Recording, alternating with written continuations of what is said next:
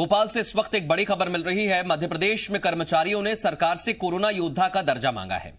सरकारी ड्यूटी कर रहे कर्मचारियों को कोरोना योद्धा जैसी सुविधाओं की मांग अब की जा रही है।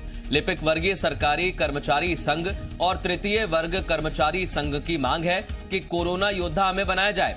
कोरोना योद्धा को सरकार ने विशेष मानदेय और बीमा का प्रावधान दिया है। 10,000 का विशेष मानदेय और 50 लाख का बीमा दिया जाए, ये अब कहा जा रहा है। जो कोरोना योद्धाओं को सुविधा दी जा रही है, वही सुविधा अब सरकारी कर्मचारी भी मांग रहे हैं।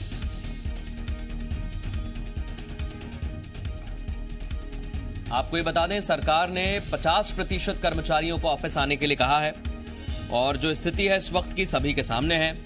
और इस परिस्थिति में भी अगर कर्मचारी काम पर आ रहे हैं तो उनका कहना है कि हम भी तो कोरोना योद्धा हैं, हमें भी कोरोना योद्धा का दर्जा दिया जाए। लिपिक वर्गीय कर्मचारी संघ और तृतीय वर्ग कर्मचारी संघ ने मांग की है कि विशेष मानदेय और बीमे का जो प्रावधान है उसी हिसाब से हमें भी सुविधाएं मिलनी चाहिए।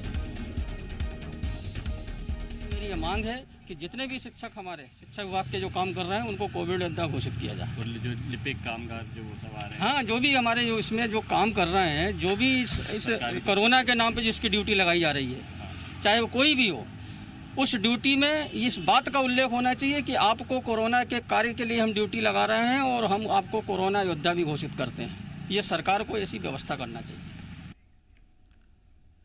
और सीधे रुख करेंगे, हमारे सहयोगी संदीप भमरकर हमारे साथ जुड़ गए हैं। संदीप, जिस तरह से ये मांग उठी है, ये तो बात तय है कि जब 50% कर्मचारी आएंगे तो जान का खतरा उन्हें भी होगा और फिर इस तरीके की मांग करेंगे। तो सरकार अब क्या करने वाली है? क्या सरकार के पास कोई रोड मैप है? अगर कर्मचारियों को बुला रहे हैं तो कोई राहत भी दी जा सकती है? देखिए, फिलहाल सरकार ने इस मामले में कोई रणनीति नहीं बनाई है, लेकिन ये डिमांड कर्मचारियों की तरफ से पहले आई है।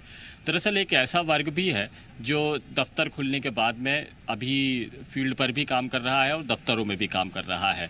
कर्मचारियों का ये कहना है कि वो भीड़ भाड़ में अपने रिस्क पर निकलकर बाहर आते हैं। अगर सरकारी दफ्तरों में भी रहते हैं तो कई सारे लोगों के संपर्क में आते हैं और ऐसे में खतरा बना हुआ है, संक्रमण का खतरा बना हुआ है। तो जब कोरोना के लिए काम करने वाले दूसरे कर्मचारियों को कोरोना योद्धा का दर्जा दिया गया है तो उन्हें फिर क्यों नहीं?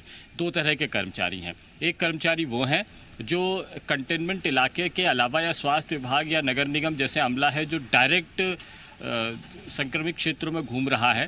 और दूसरा वर्ग वो है जो पूरे हर इलाके में, हर बस्तियों में, रिहायशी इलाकों में जा रहा है और कुछ सरकारी सुविधाओं का लाभ देने के लिए पहुंच रहे हैं। कुछ लोग ऐसे हैं जो जैसे मसलन जो गेहूं खरीदी केंद्र पर मंडियां हैं, यहाँ पर भी कर्मचारी तैनात हैं।